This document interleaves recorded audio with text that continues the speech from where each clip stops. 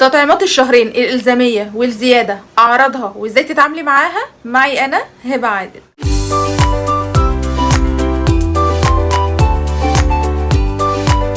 هستنى منك في التعليقات رأيك أو لو عايزة استشارة تخصك أو تخص البيبي. وما تنسيش ان في صفحة لإفهميني يا ماما على الفيسبوك تقدري تتواصلي معايا فيها على الخاص. تطعيم الشهرين هو اول تطعيم هتلاقي فيه اثار جانبية زي سخونية، اريافة، عياط، زن طول الوقت، البيبي مش عاجبه حاجة خالص وهكذا. وتطعيمات الشهرين بتتاخد بعد اكتمال شهرين بالظبط، مش قبل كده ولو حتى كان يوم واحد.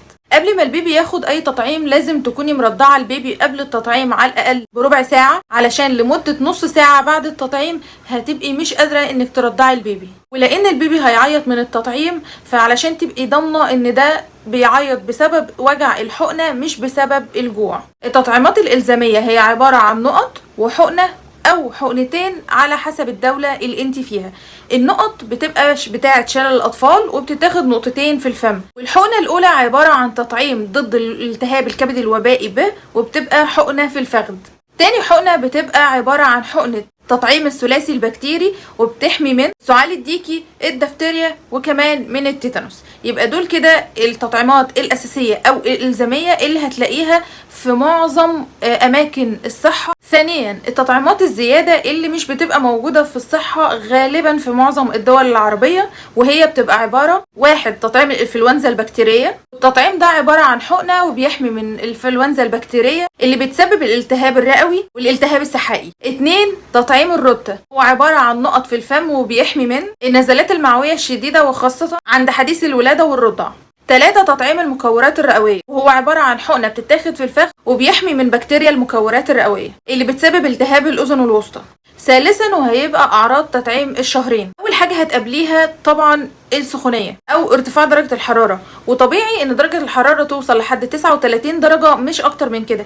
إزاي تتعاملي معاها؟ تتعاملي بكمادات الجل اللي بتجمع من الصيدلية أو بمية دافية وقطنة على الأماكن اللي بتنزل السخونية في الجسم، زي تحت الباط، على الرقبة، في الأفخاذ، وكمان البطن. ما تبدأيش تدي الستال للبيبي أو أي نوع خافض للحرارة غير لما الحرارة توصل لفوق 38. تاني عرض من أعراض التطعيم وهو مكان الحقنة هيورم شوية، وده شيء طبيعي مفيش منه مشكلة. تقلقي لو المكان ده ازرق وكلكع، ولكن عشان تبقي في الأمان وتبقي مطمنة لازم يبقى معاكي ريباريل جل في وقت اللي البيبي بياخد فيه الحقنه. واول ما خلاص الحقنه ياخدها ويهدى بس دقيقتين 3 كده، هتبداي تدهني المكان بتاع الحقنه ده بريباريل جل مرتين في اليوم.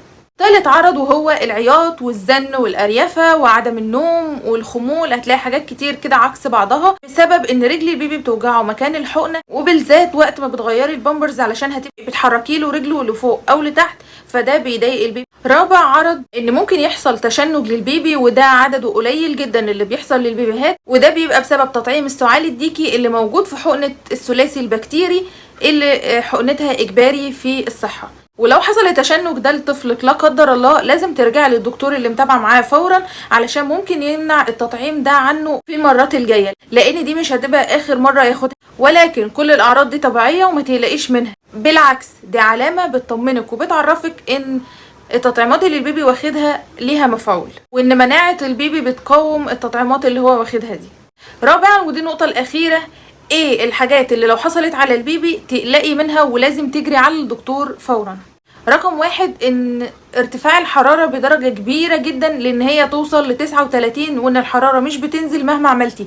اديتي خافض حرارة، حطيتي الكمادات الجل، بتعملي كمادات دافية، عملتي كل الحاجات اللي ممكن تعمليها للبيبي وبرضو الحرارة مش بتنزل، يبقى محتاجة دكتور. 2، زي ما قلنا لو حصل تشنجات.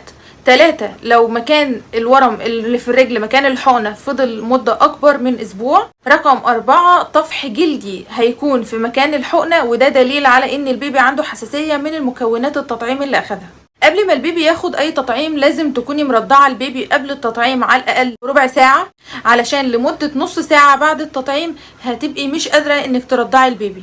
ولان البيبي هيعيط من التطعيم، فعلشان تبقي ضامنه ان ده بيعيط بسبب وجع الحقنه مش بسبب الجوع.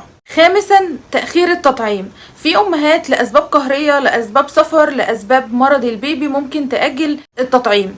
السبب الوحيد اللي يخليكي تأجلي التطعيم ان البيبي يكون عنده مرض لا قدر الله مسبب له سخونية عالية. فلازم تعرفي ان لما يكون البيبي عنده سخونية عالية يبقى في الوقت ده المناعة ضعيفة، ووقت ما المناعة بتبقى ضعيفة ممنوع ان البيبي ياخد اي تطعيمات، لان احنا محتاجين المناعة تبقى في كامل هيئتها وكامل صحتها علشان تقدر تحارب الميكروب او الفيروس اللي احنا بنحطه في جسم البيبي في حقنة التطعيم. في حالات البرد الخفيفة التطعيم مش ممنوع، ولكن راجعي الطبيب المختص بطفلك واسأليه على كل الأسئلة دي قبل ما تعملي أي حاجة تخص طفلك. ودي كانت كل معلوماتي عن موضوع النهاردة. هستنى منك في التعليقات رأيك، أو لو عايزة استشارة تخصك أو تخص البيبي. وما تنسيش ان في صفحة لإفهميني يا ماما على الفيسبوك تقدري تتواصلي معايا فيها على الخاص علشان تكون معلوماتك سرية وتقدري تتكلمي معايا فيها براحتك بدون أي رقابة. وليكي مني كل الحب.